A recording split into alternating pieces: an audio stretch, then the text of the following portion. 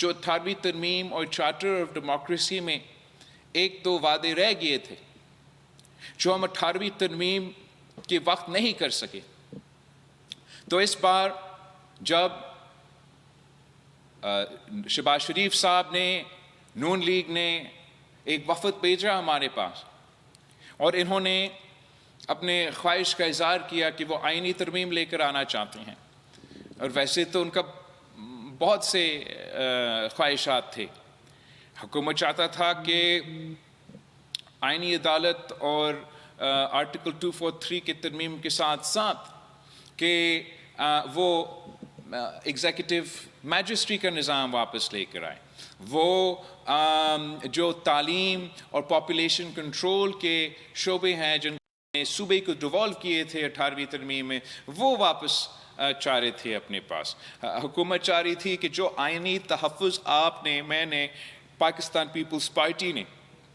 صوبوں کو معاشی حصہ کو دلوایا تھا آئین میں، این ایف سی کو ایک آئینی تحفظ جو ہم نے صوبوں کو دلوایا تھا کہ صوبہ کا حصہ، آئین میں یہ تحفظ ہے کہ آپ کا حصہ کم نہیں کیا جا سکتا ہے، بھر سکتا ہے مگر کم نہیں کیا جا سکتا۔ حکومت کو خواہش تھا کہ یہ آئینی تحفظ کو ختم کیا جائے۔ اسی طریقے سے حکومت کے مختلف اور پروپوزلز تھے، تو پاکستان پیپلز پارٹی نے صوبوں کا جو شہر تھا، صوبہ کو جو معاشی شہر کا جو آئینی تحفظ تھا، اس آئینی تحفظ کو پاکستان پیپلز پارٹی نے بچا دیا۔ اگر وہ آئینی تحفظ چلا جاتا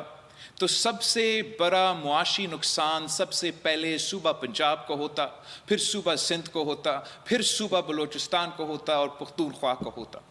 تو میں فخر کے ساتھ پاکستان پیپلز پارٹی کے جیالوں کو یہ بتا سکتا ہوں کہ آپ کی وجہ سے وہ آئینی جو تحفظ ہے اس کو چھیڑا نہیں کیا، اور حکومت وقت نے اس مطالبہ کو سے بھی پیچھے ہٹا ہے۔ جو دوسرا پاکستان پیپلز پارٹی کی اس آئینی ترمیم میں آپ کے پاکستان پیپلز پارٹی کے ملک بھر کے جیالوں کے کامیابی ہے کہ ہم نے جو شہید محترمہ بینظیر بھٹو کا چارٹر آف ڈیموکریسی کی صورت میں ایک وعدہ جو رہ گیا، جو ہم نے 18ویں ترمیم میں کرنا تھا مگر کچھ اس وقت کے دوست چیف تیرے جان نثار کے نعرے لگا رہے تھے، تو جو عدالتی ریفارم تھا وہ ہم سے رہ گیا۔ ہمیں ایک موقع ملا کہ ہم نہ صرف شہید محترمہ بینظیر بھٹو کی یہ نامکمل جو وعدہ ہے آئینی عدالت بنانے کا ہم وہ بنا سکے، مگر ساتھ ساتھ جو پاکستان پیپلز پارٹی کی چارٹر آف ڈیموکریسی کا اسی کے ساتھ ایک مطالبہ تھا کہ آئینی عدالت بنے، مگر اس آئینی عدالت میں تمام صوبے کے برابری کا نمائندگی ہو۔ ہم نے شکر الحمدللہ یہ فتح حاصل کیا ہے کہ نہ صرف ہم نے آئینی عدالت بنا کے چارٹر آف ڈیموکریسی کا وہ شک پورا کر دیا، مگر ساتھ ساتھ صوبوں کو برابری کا نمائندگی عدل انصاف کے حوالے سے دلوا دی، اور یہ بہت بڑا کامیابی ہے۔ یہ ایک ایسا تاریخی کامیابی ہے کہ شاید کسی کو اس کا صحیح احساس نہ ہو، مگر جب قائد عوام شہید ذوالفقار علی بھٹو کا عدالتی قتل ہوا تو اس وقت یہ جو برابری کی کانسیپٹ تھا وہ ہمارا عدالت میں نہیں تھا، اور جب ہمارا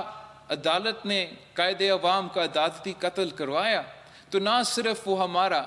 آئینی اور لیگل تاریخ میں ان کے اوپر ایک بہت بڑا داغ تھا، مگر ہمارے وفاق کو ہلا دیا تھا۔ اسی طریقے سے اگر آپ تاریخ میں قائد عوام کے قتل کے کیس سے لے کے آگے جاتے ہوئے بھی تمام جو عدالت کے فیصلے کیے جاتے تھے، چاہے وہ شہید محترمہ بینظیر بھٹو کی پہلی حکومت کا ہٹانے کی بات ہو، پھر میاں صاحب کا حکومت کا بحال کرنے کی بات ہو، پھر شہید محترمہ بینظیر بھٹو کی دوسری حکومت کو ختم کرنے کی بات ہو، پھر وہ مشرف کی دور میں عامروں کو عدالت کی طرف سے آئینی تحفظ دلوانے کی بات ہو، ہمارا عدالت کی تاریخ آپ کے سامنے تھا. ہم امید کرتے ہیں کہ اب جب کہ ہم نے ایک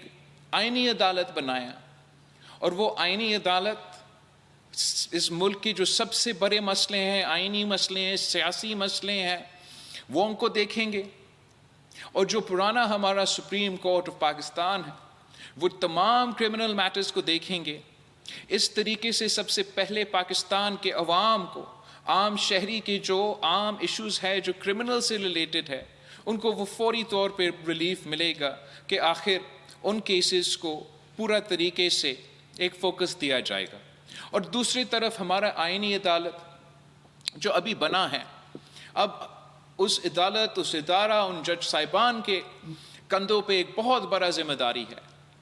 انہوں نے پورا وفاق کا نمائندگی کرتے ہوئے ہمارا آئینی ایشوز کو بھی دیکھنا ہے، جوڈیشل انڈیپینڈنس کو بھی دیکھنا ہے، اور میں امید کرتا ہوں کہ وہ اس طریقے سے کام کرتے ہیں کہ جو ماضی میں ہمارا عدالتوں نے ان کے اوپر جو ٹرسٹ تھا وہ اٹھ گیا تھا، ہمارا امید ہے کہ اب یہ آئینی عدالت کوشش کریں گے کہ عوام کا جو اعتماد ہے وہ بحال رہیں. وہ ایسی آئینی عدالت بنے جو آئین کا ترجیح کرے، جو قانون کا ترجیح کرے، جو انصاف کرے، نہ کہ وہ ایسے عدالت بنے جو ڈیم بنانے نکلے، جو شہر اور غریب لوگوں کا گھر تباہ کرنے نکلے، جو کبھی کبھار ٹمیٹو اور سموسے کی قیمت وہ طے کرے، وہ اپنے حکومتیں، جمہوری حکومتیں کو گھر بھیجے، وزیر اعظم کو ڈسکوالیفائی خط نہ نکلے پہ کرے. یہ جو ماضی ہے، یہ جو ہمارا تاریخ ہے، ہمارا امید ہے کہ ہم نے ماضی میں چھوڑا ہے، اور جو ہمارا مستقبل ہے وہ اب آئینی عدالت کی صورت میں پاکستان کی ایک بہت بڑا جوڈیشل فالٹ لائن کو ہم ایڈریس کرنے جا رہے ہیں. کچھ لوگوں کا کوشش یہ ہے کہ وہ اس آئینی عدالت کو متنازع بنائیں، اور ہمارا امید ہے کہ آئینی عدالت اپنا کردار سے ان سب کو غلط بھی ثابت کر دیں گے. اور میں ایک صاف پیغام دینا چاہتا ہوں ان سیاسی قوتوں کو جو پارلیمان کا کیا ایک قدم کو متنازع بنانا چاہتے ہیں، کہ کسی بھی جمہوری نظام میں یہ ہمارا کام ہے،